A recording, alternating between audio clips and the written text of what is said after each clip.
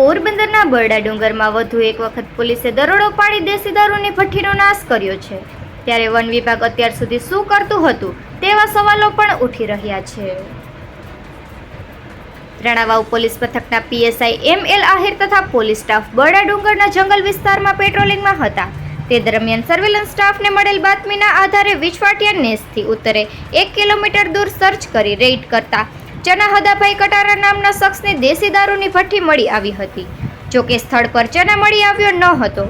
પોલીસે દારૂની ભઠ્ઠીનો નાશ કરી ચના સામે ગુનો નોંધ્યો છે।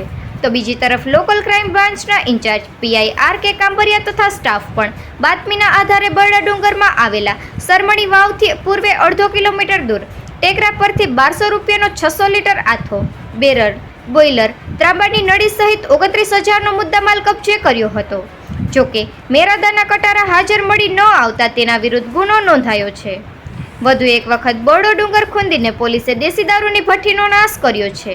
ત્યારે ડુંગર વિસ્તારમાં આ દૂષણ રોકવાની જેની જવાબદારી છે તે વન વિભાગના જાંબલા અધિકારીઓ શું કરી રહ્યા છે તેવા સવાલો પણ ઉઠી રહ્યા છે।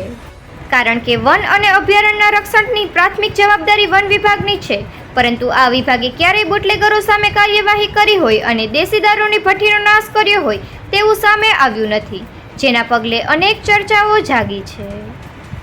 નિપુલ પોપટ, પોરબંદર ટાઈમ્સ।